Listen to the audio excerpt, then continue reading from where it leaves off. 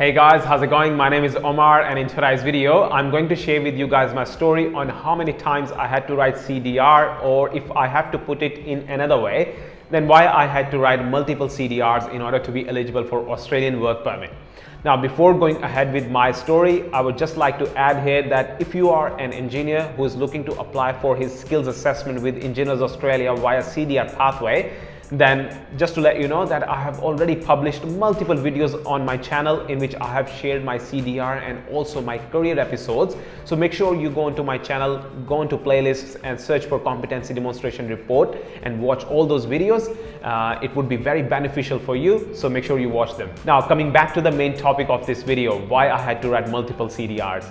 Now, I'll start my story in this way, that I wrote my first CDR back in 2016 and I nominated electronics engineering because every engineering professional would get his permanent residency on 60 points back then. So I was not really very fussy that if I should go for electrical engineering or telecommunication engineering or electronics engineering.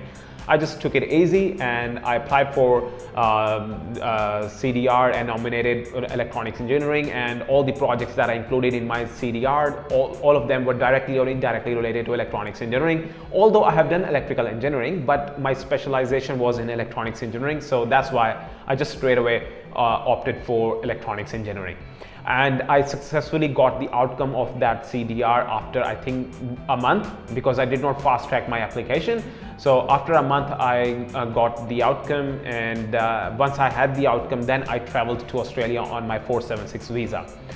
After moving to Australia, things were pretty easy, and after 6 or 7 months, as I have previously mentioned, Australian immigration is way too uncertain and unpredictable.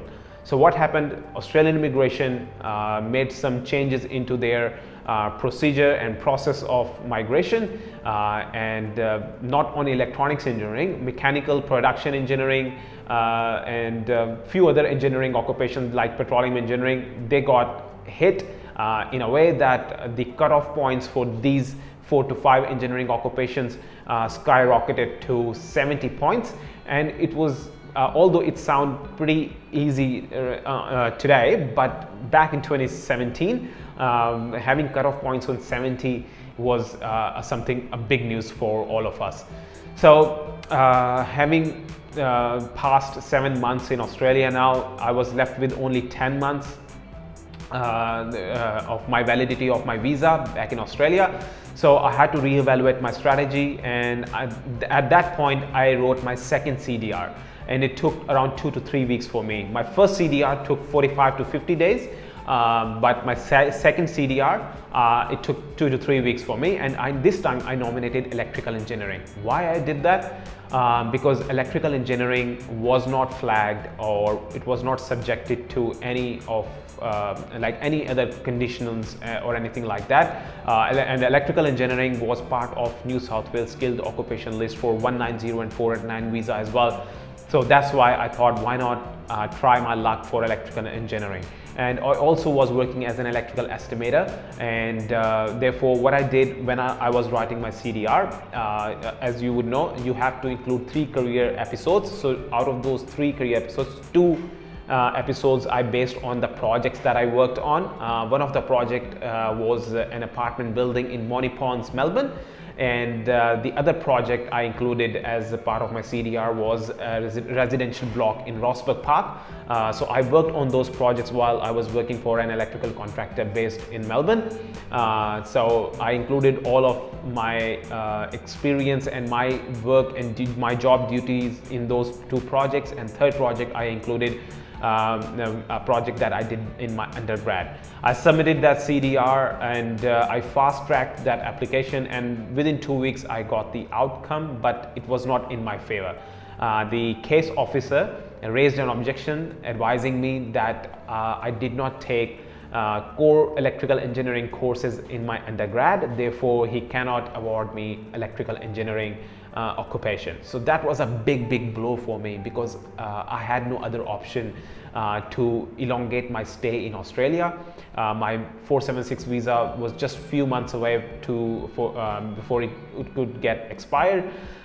So at that moment, that probably was the most pressurized moment of my life, because I had no clue what to do. So, but one good thing that case officer did was he advised me that I should try my luck by writing another CDR and nominating telecommunication network engineering, because I did my master's in wireless mobile communication engineering and my undergrad was primarily electronics engineering. So that case officer advised me that I should try my luck by nominating telecommunication network engineering.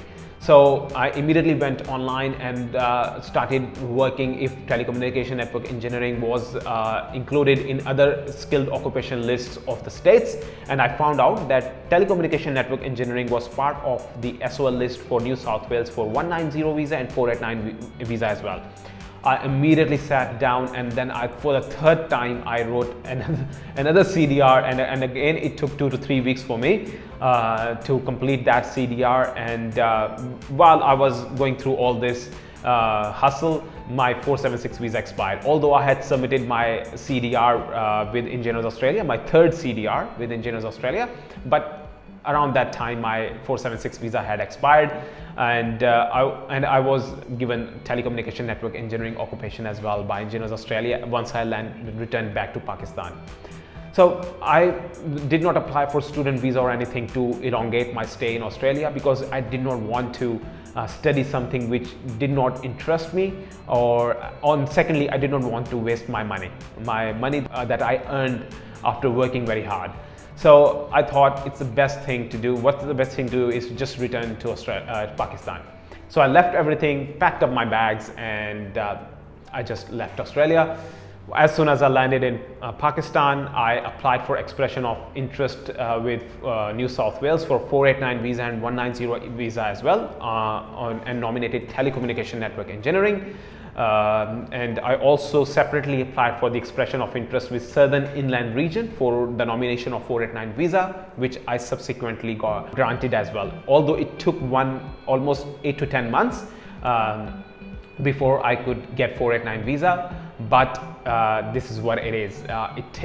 This is the struggle I had to put in, and this is the pressure I had to face while I was trying to chase my ambitions, my aim of getting Australian permanent residency.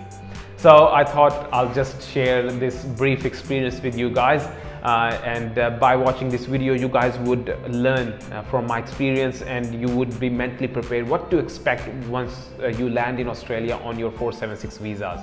So that's probably the only reason why I make these sort of videos. I try to share maximum amount of information that is based on my experience with you guys, so that you guys would learn from my experience and would take decisions that would be beneficial for you, and you would not make mistakes that I made.